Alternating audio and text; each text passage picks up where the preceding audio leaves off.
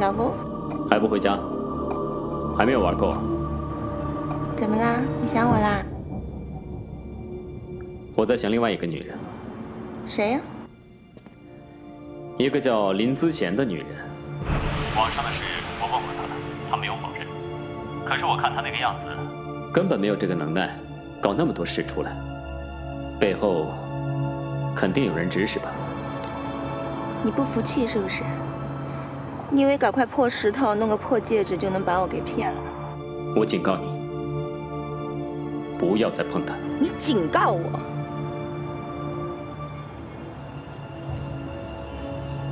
好，你都已经警告我了，我还敢碰她吗？我这离她远远的。觉得怎么样？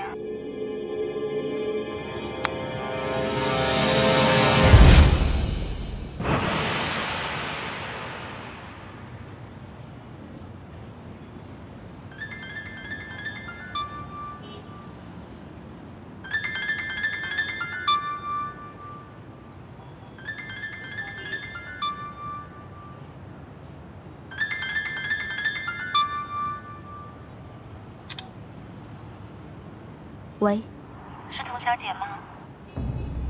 你是谁啊？我们能出来见个面吗？我是莫少谦的妻子，我的车就停在外面。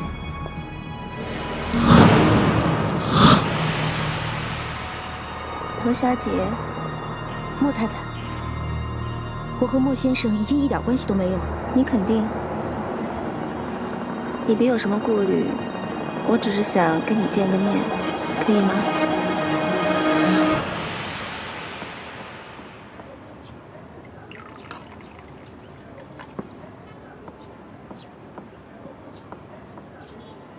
请，我叫穆永飞，你叫我永飞就行了。我跟少谦还有我婆婆没多久之前在这里喝过茶，我比较喜欢这儿的环境，你知道，一家人在一起喝茶，心情很好的。你没事吧？我没事，请喝茶，这味道不错的。童小姐，你不用觉得难堪，也不用觉得不好意思。我没有别的意思，只是想认识你。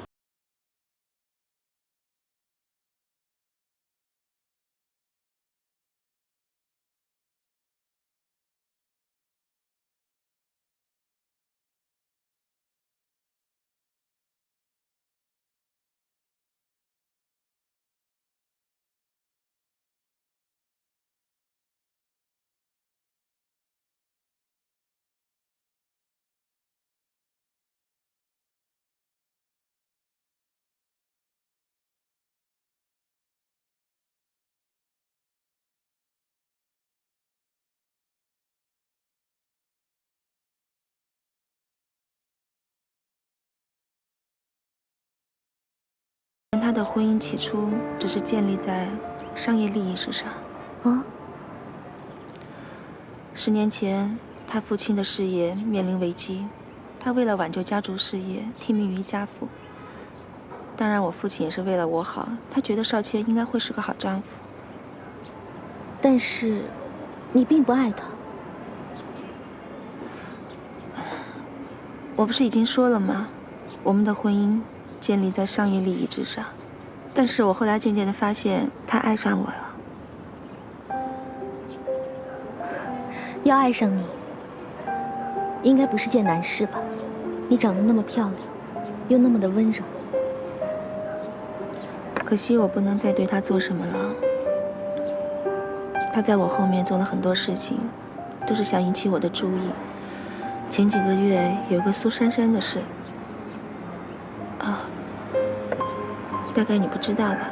我知道，她的下场很惨，被逼退出了影视圈，一下子什么都没有了。这个是你做的吧？我觉得苏小姐特别的无辜，她成了我跟少谦之间的牺牲品，我就劝她离开娱乐圈，离开那个是非之地。我觉得有愧于她，所以就劝少谦给她一大笔钱作为补偿。我们夫妻确实欠她太多了。他比我幸运多了。对，那位苏小姐确实比你幸运，所以我想帮你。帮我？我非常抱歉关于网上的留言，而且这件事情还牵扯到我弟弟。穆振飞只是我的学长，我们只是朋友。他已经向我解释过了。是因为我父亲对这个事情非常生气，所以我才留意到这一切。少谦也对我坦言，你们一直都有交往。我弟弟是为了替他掩护，我这傻弟弟啊，他就想保护我。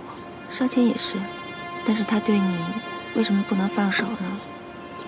他除了想利用你，跟苏珊珊一样引起我注意力以外，其实他对你还有一个心结。心结？大概你什么都不知道吧？知道什么？当我知道这个事情以后，我就真心想帮你，但是出于顾忌，我就一直在犹豫。今天见了你，没想到你是这么一位单纯可爱的女孩子，所以我向少谦向你道歉。而且如果你允许的话，我想尽我的能力替他向你做出补偿。究竟是什么事？请你告诉我。请你原谅我，我在知道你之后，忍不住查了你的身世。我的身世怎么了？我的身世再简单不过了。可能我知道的，原本你知道的更多。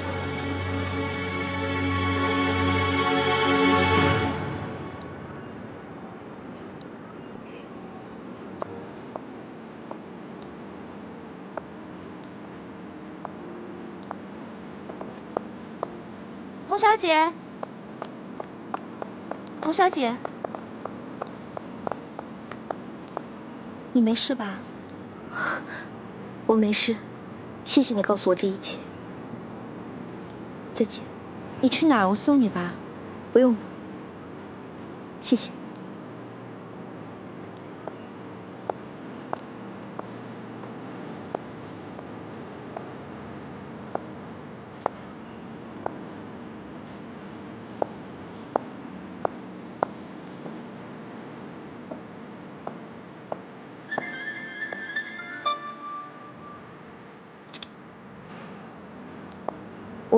喂，同学，你在哪儿呢？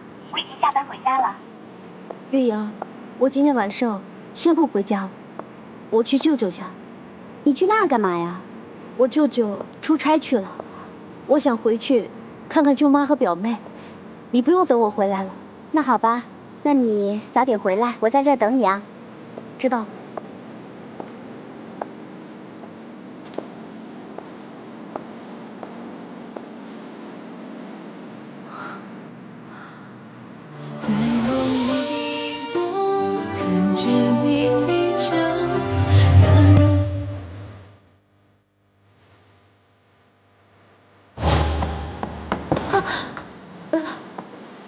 对不起。没关系。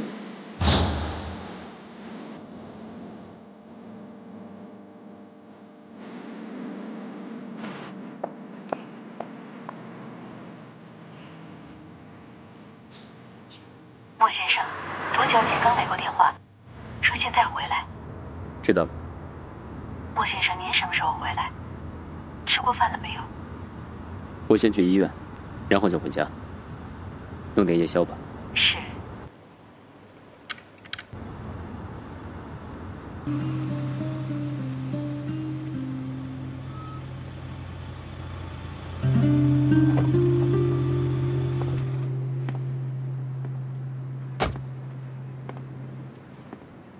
你为什么要坐在这儿啊？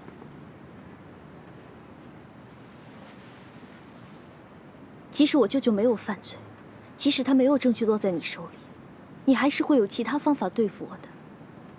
你还是会想尽一切方法的，是吧？什么意思？刚才我在街上走着，我不知道要去哪儿，然后不知道怎么的，我走到了那家餐厅，那家我们认识的餐厅。我们进门再说吧。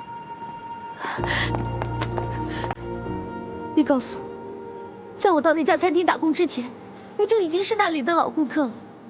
你不是因为我才去那家餐厅的，是我自己运气不好，在哪打工不好，叫你遇上我。但是，即使我不去那家餐厅打工，你也会伤天入地的把我给找出来的，是不是？你到底在说什么啊？你是来报仇的，是不是？10年前，我爸因为50万出卖了你爸，害死了你爸，害你们家几乎破产，害你把自己卖给牧师。你是来报仇的，是不是？谁告诉你的？是不是？是不是？你说呀，是不是？是不是？你别这样！你走开！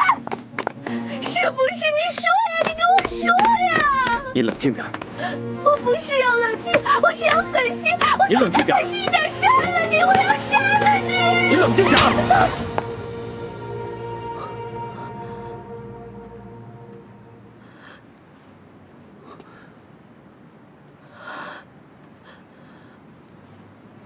哎，童小姐，同学，童小姐，同学，同学，老马，哎，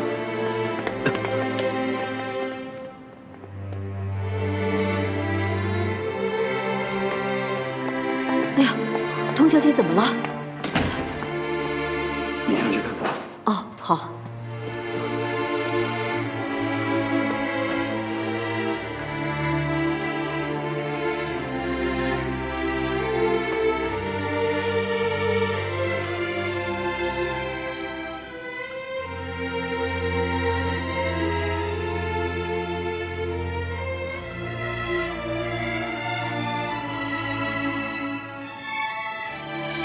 一定很痛，是不是？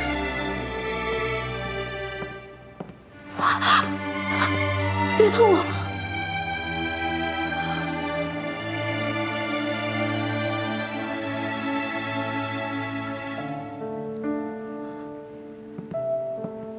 莫先生，您的衣服脏了，不如先去换件衣服吧。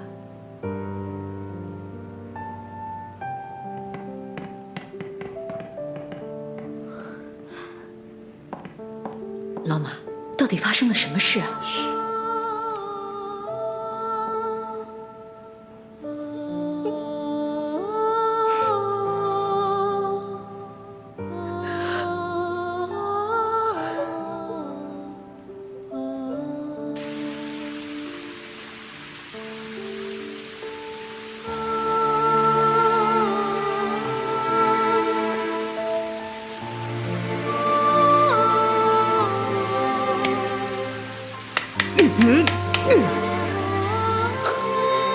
是谁？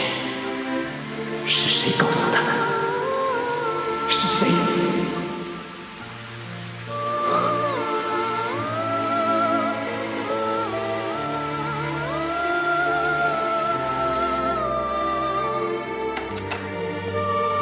老马，怎么回事？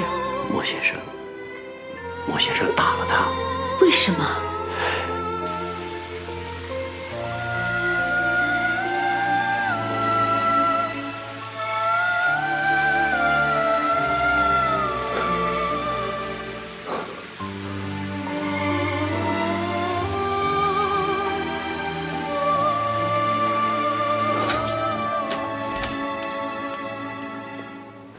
怎么会这样？刚才我听了，也被吓着了。莫先生没有否认，不过脸色也变了，就问了童小姐一句：“是谁告诉的？”那就是真的了。哎呀，这究竟是谁欠了谁呀？这也轮不到我们管了。我去给他泡杯参茶，你看着点啊。丁大家，我进去不方便，我就在这守着吧。你快点回来。好。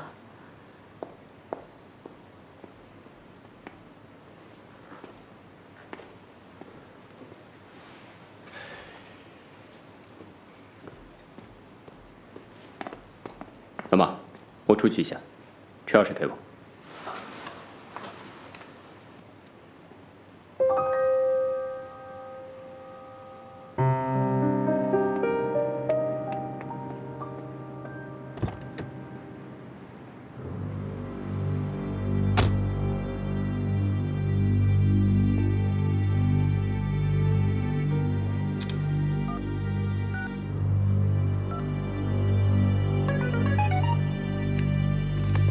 喂，出来吧。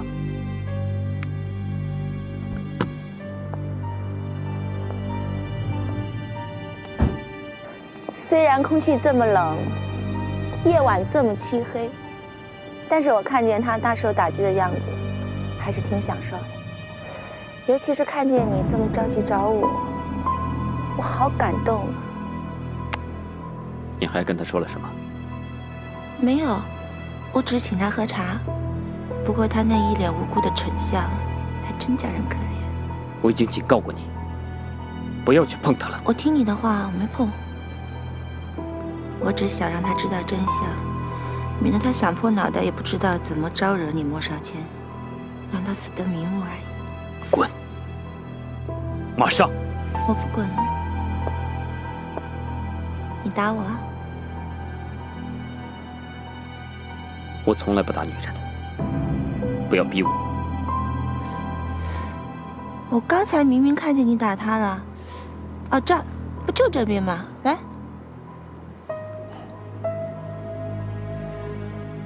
我打她，因为她是我的女人。我只会打我的女人。莫少谦，我才是你的女人。不管你承不承认，我们都是夫妻。10年前我已经跟你说过要离婚了。这10年来，我没有跟你待在同一个房间里面，没有跟你睡在同一张床上。你有什么资格当我的女人？你算什么我的妻子？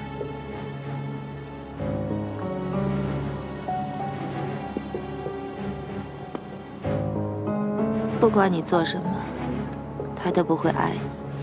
别白日做梦。你也是。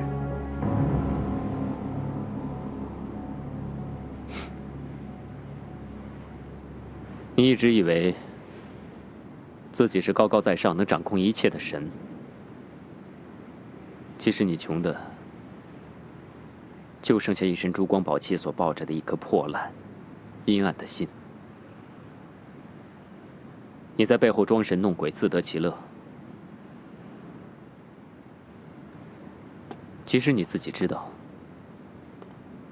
你有多可怜，连你的亲弟弟都要背叛你。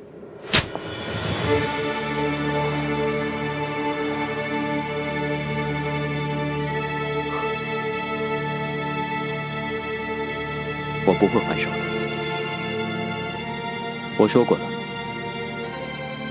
我只会打我的女人，滚不滚随便你，你就留在这里，一个人自得其乐吧。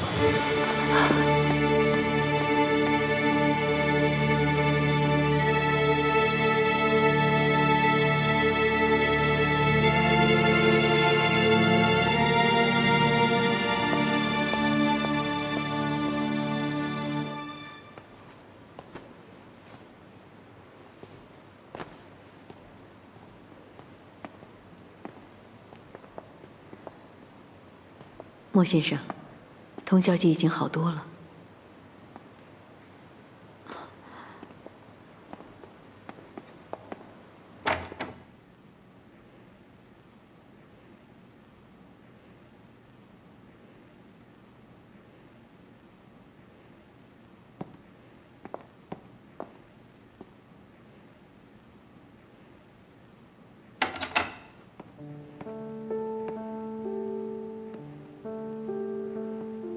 好些了吗？我看见你和你太太在吵架。这不关你的事。是吗？他今天带我去喝茶，对我说了一些话。他看起来是那么的温柔、大度、善良。他说你很爱他，我相信。他说他无法回报你的爱，所以感到很抱歉，我相信。他说他对我也感到很抱歉，很想帮我也相信。但是我看见你们在吵架，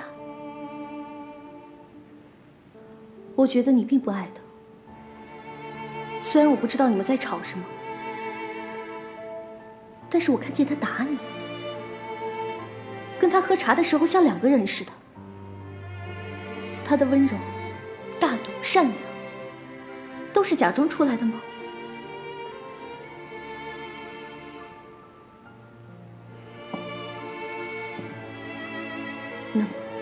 他说我爸因为50万出卖了你爸，害死了你爸。我又应该相信他吗？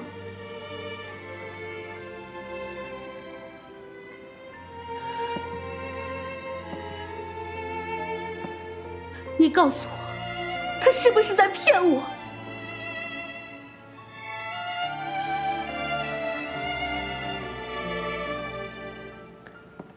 你走吧。恭喜你终于成功的让我对你倒进了胃口。告诉我！我叫你走。告诉我！我叫你走！告诉我！你告诉我！你告诉我呀！告诉你什么？想我告诉你他是骗你的，想我告诉你你爸没有贪污，你爸是一个很正直、很正气的人，是不是？陆先生，陆先生，陆先生，你的手，顶管下去，快点！莫先生，你们出去。莫先生，你冷静。你们出去！莫先生，出去！出去！出去！别进来！莫先生，莫先生，莫先生，莫先生，你冷静点。莫先生，怎么办呀？赶快打电话给莫老太太，我舅舅去接她。你把我关在这里是为了惩罚我，因为我爸害死了你爸。我爸对不起你，那我呢？谁对不起我了？谁对不起我了？闭嘴！你心虚了是不是？你骗得了别人，骗不了你自己。你知道自己做错，你从一开始就知道自己做错了，是不是？你是他女儿，还是该死？我爸已经车祸死了，还赔上了我妈，你还让我怎么样啊？我已经失去父母了，我已经失去父母了，我还是亲眼看着他们死的。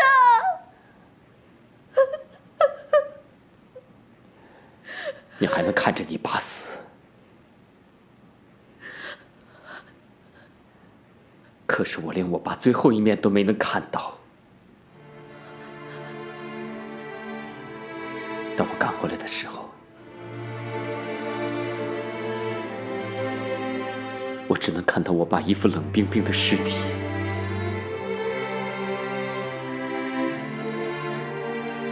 当你亲眼看着你爸死的时候，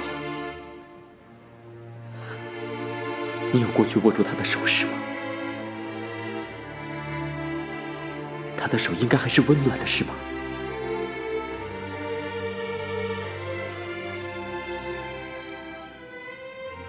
可是当我握着我爸的手的时候，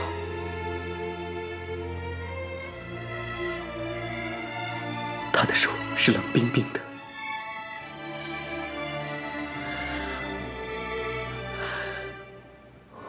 你为什么不告诉我？你为什么一直都不告诉我？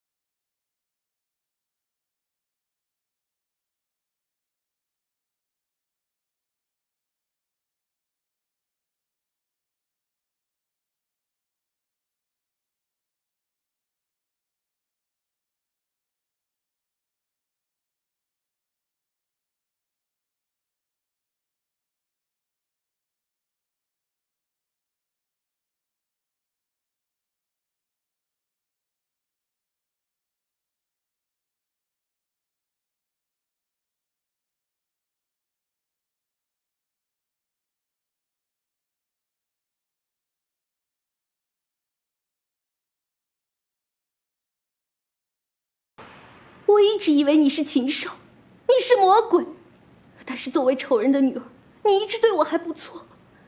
你是想利用仇恨把自己变成一个可怕的人，但是你做不到，因为你就不是这样的人。你是想报仇，但是你下不了手。3年了，你下不了手了，是不是？你不想放过我，但是你又下不了手。你不知道该怎么办，是不是？我现在就杀了你！怕了没有？莫先生，莫先生，你要冷静啊，千万不能这样啊！你以为我不敢杀你？你以为你很了解我？今天我们就来个了断，我们一了百了，以后谁也不欠谁，谁也不欠谁。你怕了没有？怕了没有？怕了没有？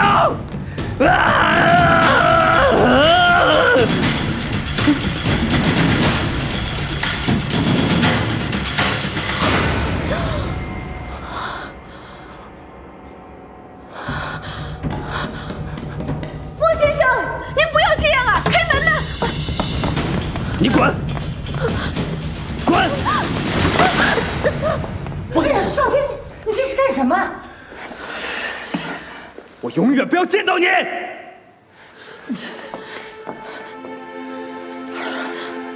他把你打成这样，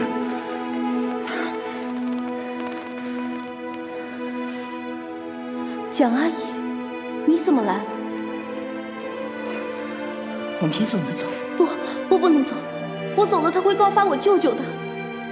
放心吧，你可以走。你怎么知道？对不起，我没告诉你，我是少谦的母亲。什么？你是少谦的母亲？你也在骗我！童小姐，你不要碰我，连你也是骗我的。真的对不起。你不要说，你们都在骗我，所有的人都在骗我。这次是真的，你可以安心的走。少谦他不会再对付你，也不会对付你舅舅。真的？真的，我以少谦母亲的身份向你保证。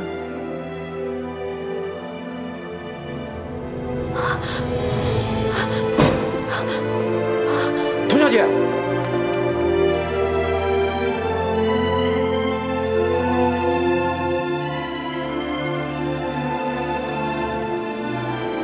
妈妈。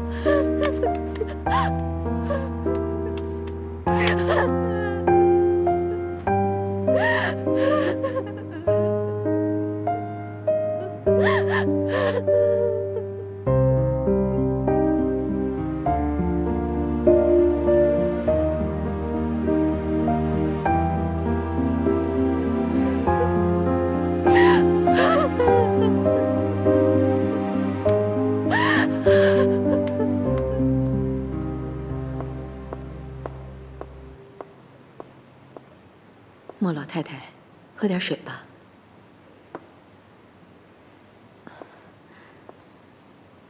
对不起，这么晚了，我擅自做主，让老马把您接过来了。没事儿，要是我能早点过来就好了。童小姐一回来，我就察觉事情不对，可没想到会发展成这样。我去看看我儿子。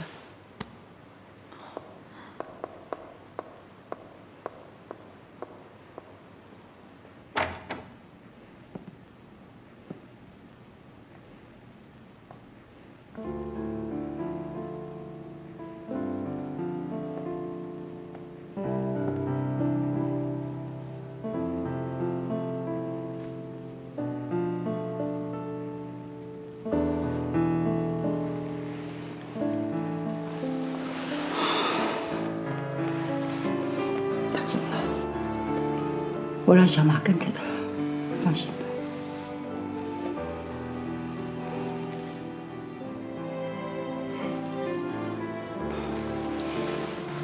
既然决定放他走，又何苦折磨自己，何苦撕破脸，让他走之前还要恨你呢？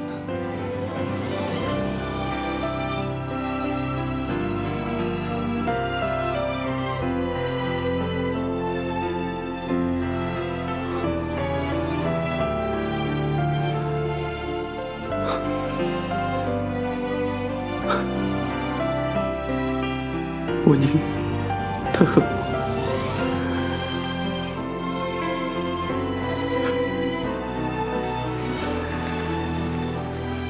有人撕破脸是为了恨，有人撕破脸是为了爱。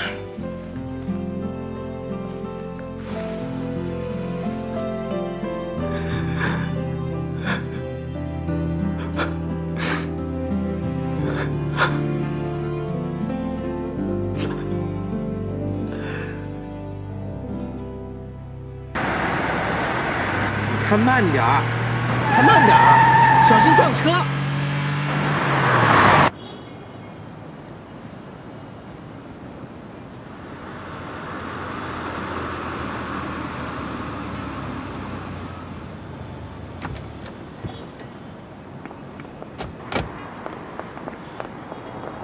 月莹，同学在那儿。同学，月莹。同学，你怎么满身是血啊？哪受伤了？没有，我没事，不是我。你真该死！你竟然敢一个人去找他！你竟然不让我陪你一起去！我发誓，我再也不理你了。对不起，对不起。你真该死！我再也不理你了。月莹，不好意思啊，我原本不想打扰你们哭的。但这实在太冷了，有什么事回家再说吧。高兴，你怎么也来了？我怕那个坏蛋莫少谦还缠着你，追着你，我就让他跟我一起来保护你。必要的时候呀，揍他，揍死他。同学，你怎么没有穿着鞋就跑出来了？同学，你怎么不告诉我，让我给你带一双鞋子呀？你真是的。好了，什么都不要说了。我们赶紧回去吧，有什么事回去再说。同学都已经累了。好，有什么事回去再说，别急，一切都会好起来的。好了，我们先回去吧。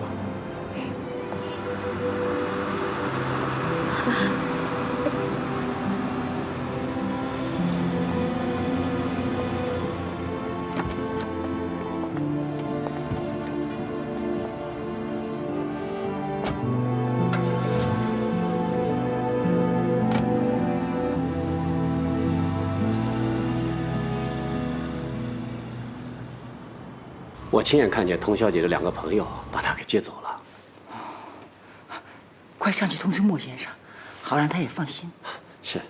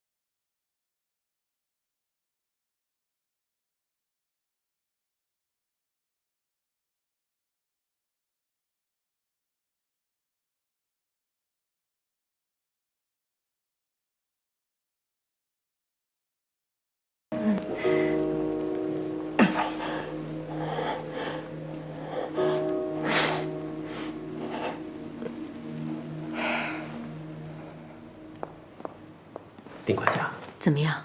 跟他说了吗？说了。他点了点头，什么都没说。你进去看看他吧。好。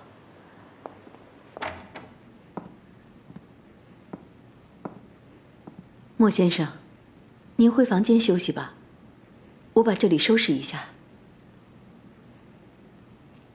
不要管我，早点休息吧。莫先生，走吧，把灯关了。是。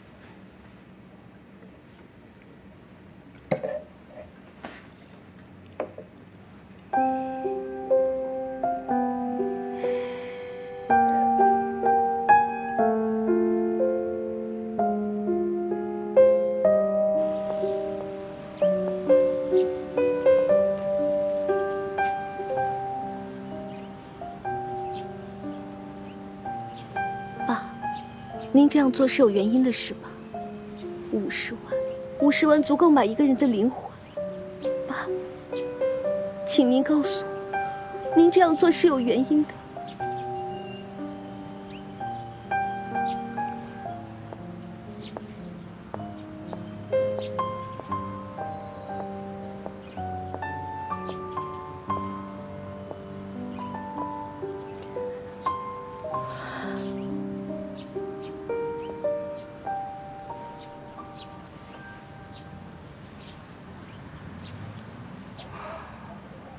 我想我明白你现在的心情。人都有追求真相的欲望，可是真相却不是所有人都能承受得起的。我爸的事，您是早就知道了。可是我并没有追究什么。我对做生意完全不感兴趣，而且在商场上，出卖或被出卖，是最平常不过的事儿。在医院第一次见面的时候，你也已经知道我是谁。没错。不过这一切并不是少谦安排的，一切跟他无关。他当时甚至不知道我已经回来了。10几年前，我和他父亲离婚之后，我就去了德国。我们母子两个很少见面，不过有互通电邮。少谦心里那些不能也不会对外人说的心底话，都会在电邮里跟我说。这一切都与我无关了。我已经和你们没有任何关系了。你打算重新开始？是。怎么开始？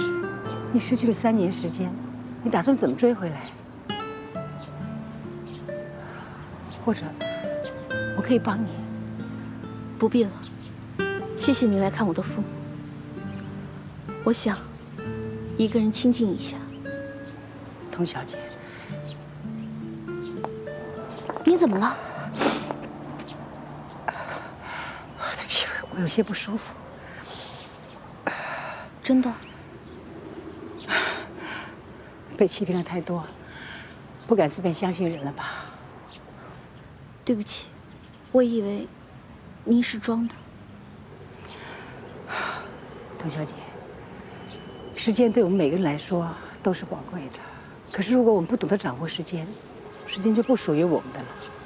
我们可不可以争取时间，坐下来好好的谈一谈？过程中有哪句话不中听的，你可以随时离开。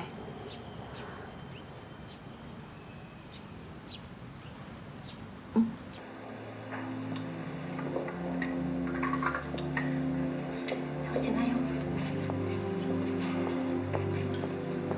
首先，我要替少谦向你道歉。他太太也来找过我，她说她要替她的丈夫向我道歉，她说她自己也要向我道歉。我不喜欢慕容飞，这个女人心机太重，而且手段圆滑。当初如果不是迫不得已，少谦是不可能和她结婚的。少谦的婚姻几乎是一场殉难。他在结婚前的一晚跟我说：“妈，我这一生都会幸福的。”这个是他自己的选择。对，他对他父亲感情很深，就像你对你父亲一样。为了保住他父亲的基业，他固执得像个孩子，不惜一切。对不起，我真的……我知道，你现在不想听到任何关于少谦的事。我今天来，也不是想求得你的原谅，我是真心的想要帮你。谢谢你，可是，我想凭我自己的努力。怎么努力？你是一个很有天分的设计师，可是怎么样才能熬出头呢？相信除了努力，还得靠一些运气吧。你打算怎么帮我？像您儿子一样，花大笔大笔的钱买下一家设计公司，让我当老板？真的很谢谢你。我只希望，在我剩下的日子里，他可以放过我，原谅我的父亲，从此不要再想起我。如果你没有这份天分和灵气，我还不愿意出手。你的能力我已经打听过了，应该说，这里每一间设计公司的每一位设计师我都打听过了。我还没告诉你，我除了是少谦的母亲，我也是一位建筑师。建筑师？你可以上网搜索我的资料。我是德国魏玛包豪斯大学建筑设计院的蒋教授。蒋教授？我们那里的副院长是个中国人，年轻，有魄力，也是现任院长呼声最高的人选。可是他却宁可报效祖国。他打算明年来到中国。当他知道我要回来的时候，他就托我先在这儿帮他弄个房子。房子我已经找到了，设计师还没找到，佣金很高啊。你有兴趣的话，可以接接看。先别急着拒绝，最主要的是，如果你做得好，让他满意的话，他可以帮你写封推荐信到学校保送读书。那可是德国乃至世界上都是一流的建筑专业学府，你可以学到行业内最先进和最高端的知识。可也别高兴得太早，这个人是出了名的挑剔，不好对付，搞不好你最后的下场就是半途而废，黯然退出。反正一切都凭你自己的能力，要不要接受这个考验？当然，你可以考虑后再答复我。蒋教授，我想问你，您为什么这么帮我？对一个母亲来说，最难过的事情是孩子得不到幸福。你跟父母也是一样的吧？我希望你能好好的活下去。当所有的事情都过去了，从今天起，好好的活下去。决定你女婿的去留。我说的是莫总，不是我的女婿。公事就得公办，不谈什么翁婿关系。今天就算我儿子犯错，我也不会留情面的。海南的案子失败了，远中的股价下跌了不少。这次莫总把我们的计划整个全都搞乱了。上次的股东大会上，有不少人对莫总的工作失误质疑，那些小股东闹得还挺凶。这种人留他干什么呢？我第一个赞成。那其他几个股东，他们的意见会是什么样的？应该差不多快到了，一会儿啊，你们好好商量商量。还商量什么了？这次穆总都大义灭亲了，他们会反对吗？哎呀，穆总啊，来了。你今天叫我来干什么？请喝酒呢还是谈公事啊？要是谈公事，我们马上就走。别，除了吃饭喝酒，我们再谈点公事啊。别急啊！我请志远呢解释给你们听。志远，哎，向三位董事先解说一下啊。别急啊！哎呀，三位董事是这样啊。上次的股东大会上啊，有人提出来要莫总辞职，我们的穆董啊为这事儿都心烦了好几天了。所以啊，我提议公事公办。我对莫总说，你不要有顾虑，这可牵系到整个股东的发展，各位股东的利益要果断。我建议他发动各大股东对穆总启动不信任动议票。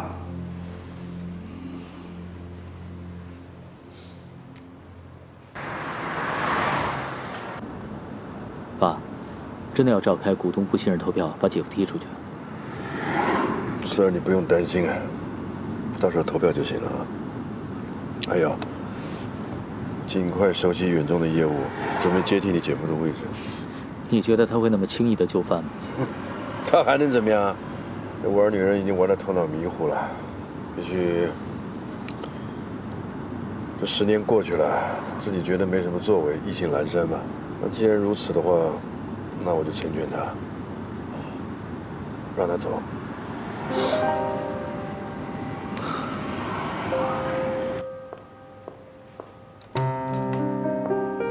莫老太太，我正等您呢。您还好吧？我没什么大碍。少谦呢？在童小姐房间里呢。她还好吧？我也不知道。昨天晚上您走了之后，我劝她回房休息，以后把童小姐的房间收拾一下。可她说不用了。今天一早我到童小姐的房间一看，发现已经被收拾好了。哦，我上去看看她。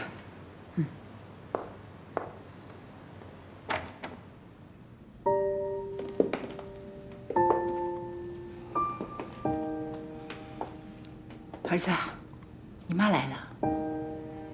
妈，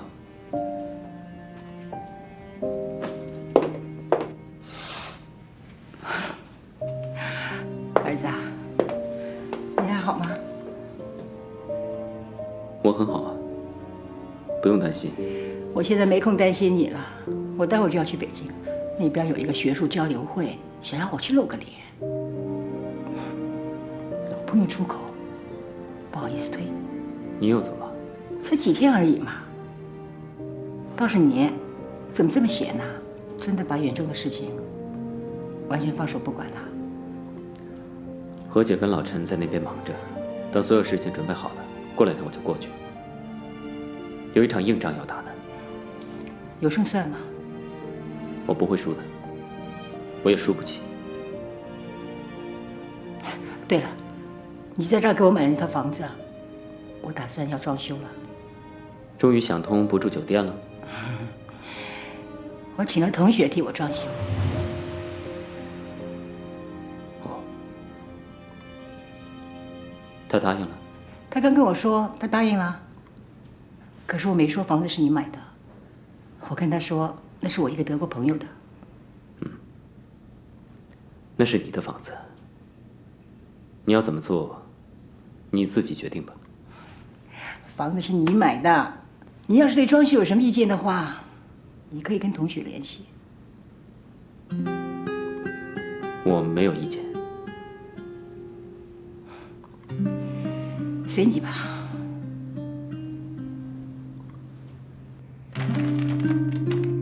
你看见什么了？房子的建筑图啊。我看见的可是一个挣大钱、出国读书的好机会。哎，我们占用了你老爸的书房，他要是回来了怎么办呢？没事儿，今天我老爸给我打电话说，他现在在香港，然后去北京、去上海、去广州，再去香港，怕没有半个月他回不来。那好，那我们开工吧。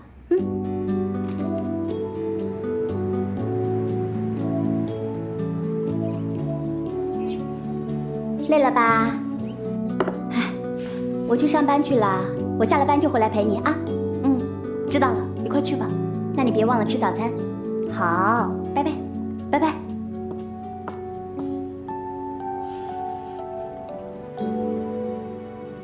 文豪说，这次穆长河是铁了心要把你踢走了，他已经发动股东对你投不信任票了。远东集团一共有9个股东，穆长河肯定会做好人投弃权票，而你呢也不能投票。穆正飞和穆永飞肯定会站在他父亲那一边，那剩下的只有这5个股东了。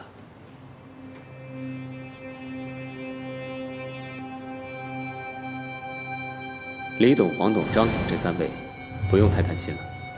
当年穆长河是需要利用他们的资金，这些年来，一直要把他们踢走。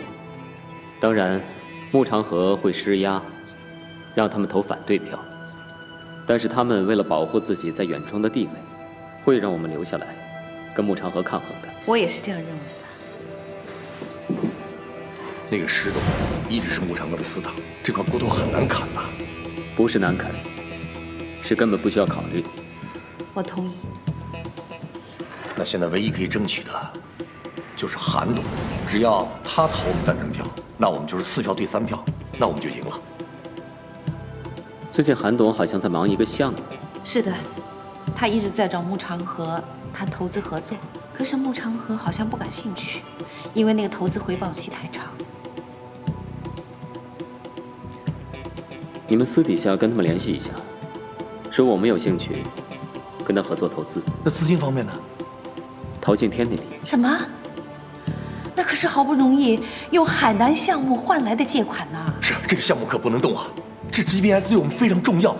反正那笔钱也不够，过了这一关再说吧。那个女人真的走了吗？好了，就这样决定了。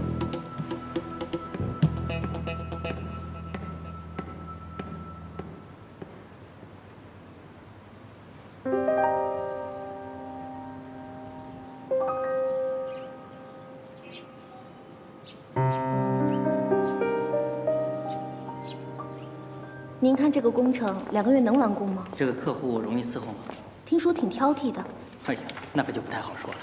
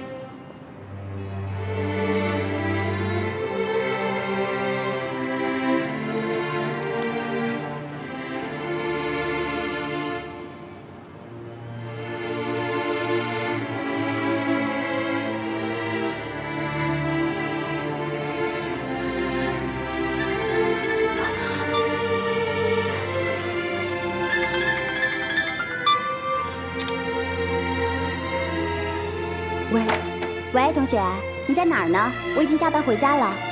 你还在工地啊？同学，你怎么不说话呀？你没事吧？我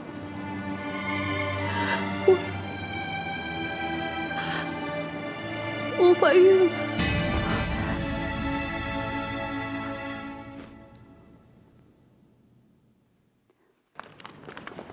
医生说你身子太虚了，一会儿回家呀，我让厨师给你做点好吃的补一补啊。不用了，你去上班吧。一会儿我想去材料商场看看，找点样品。不行，一会儿你哪都不许去。可是我不想一个人在家里胡思乱想啊。那我请假陪你。不要。你到底想怎么样？我想你告诉我，不管发生了什么事，太阳还是会照常升起，天还是蓝色的，云还是白色的。我想你告诉我，不管发生了什么事，天都不会塌下来，我也不会倒下去。我想你告诉我，不管发生了什么事，我都可以正正常常的过日子，正正常常继续走我的路。我想你告诉我，太阳还是会照常升起来，天空还是蓝色的，云彩还是白色的，天空不会塌下来，你也不会倒下去，你还是会正正常常走你的路，正正常常过你的日子。去开工吧，即使天真的要塌下来，人是会变超人的。你记住，要时刻带着手机，时刻看看手机是不是没电了，让我随时能够联系到你。走吧，我先送你，然后我再去上班。好。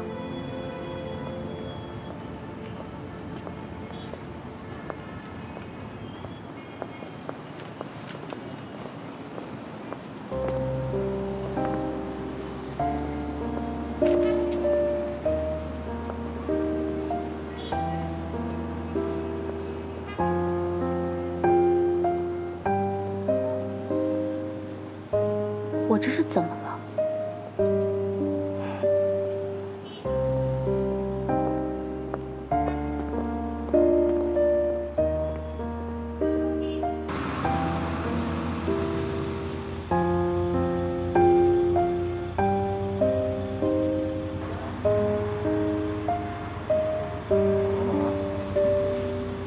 莫先生，你是不是有什么要对童小姐说呀？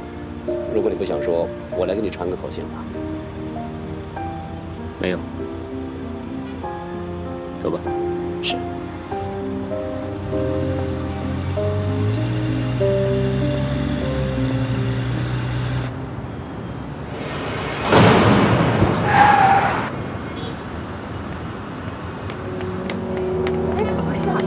了？这孩子怎么了？同学，晕倒了，赶紧上车吧。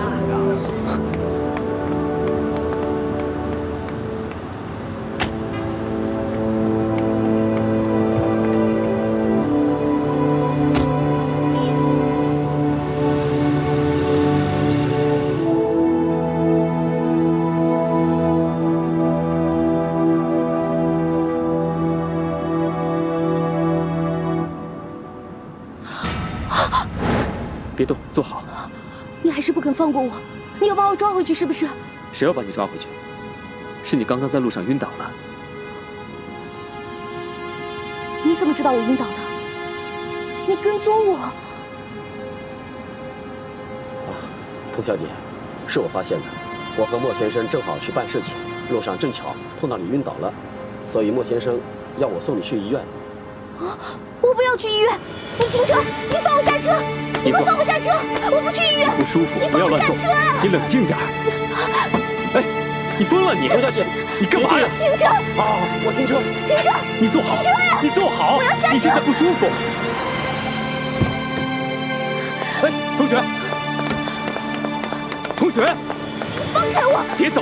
放手啊！我也不想理你，但看在以前的情分上，我不能看你死在路上。我宁可死在路上！你放手啊！别闹了！我把你送进医院，扔下你我就走了。我不要去！你放手啊！我求求你了！你明明赶我走了，干嘛还来再缠着我呀？别闹了，童小姐！放手！你的东西。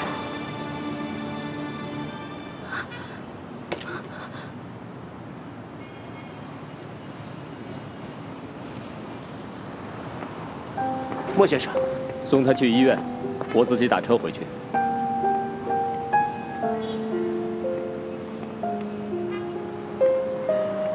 童小姐，你要去哪里？我送你吧。莫先生知道你不愿跟他在一块儿，都自己打车走了，你就领他这个情。好吧，麻烦你了。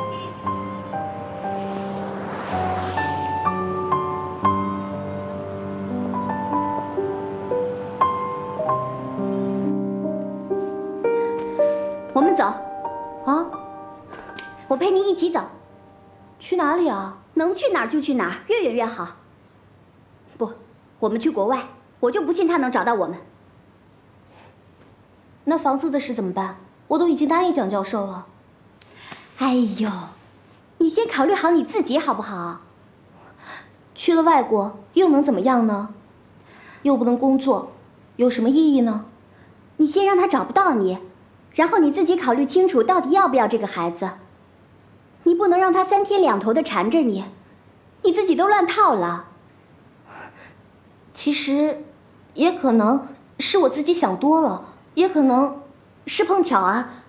他哪有那个闲心跟踪我呀？他可能很享受这么玩你呢。做生意多无聊啊，玩玩你多开心啊。其实，他也没对我做什么，只是想送我去医院。只是我一听要去医院，我就抓狂了。他这种禽兽，你还帮着他说话呢？他玩你呢。他只是想报仇，是我爸欠了他们的。再看看怎么样吧，就像你说的，咱们别先自己乱了阵脚啊。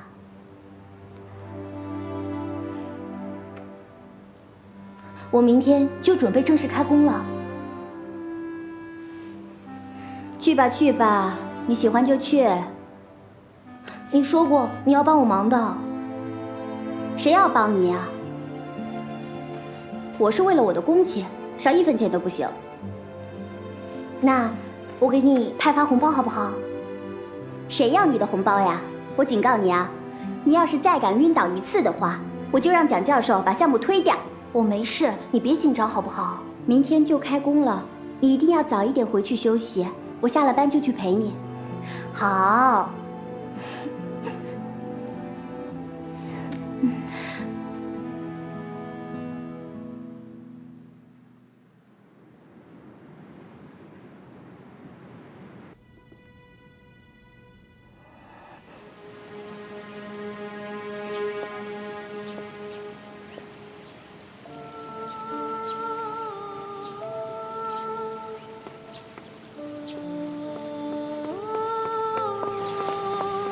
小朋友，你怎么一个人啊？迷路了？你的爸爸妈妈呢？这个是你画的？嗯。这是谁啊？是妈妈呀。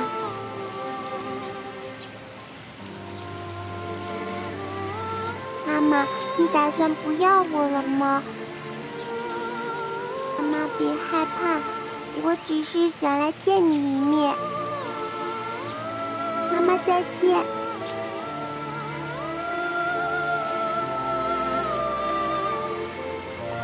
妈妈，再见。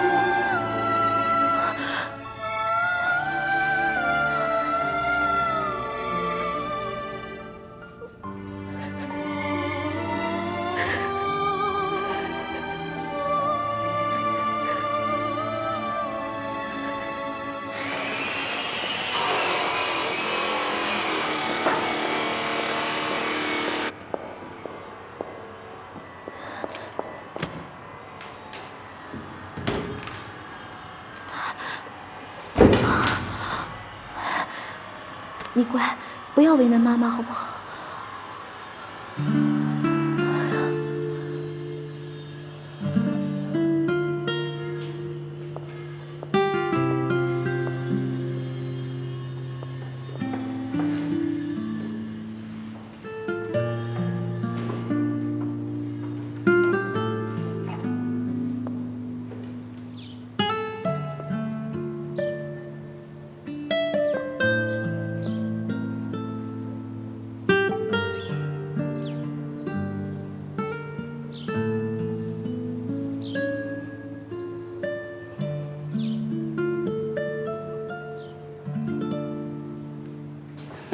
真没想到啊，老陈，你可是廉颇未老啊！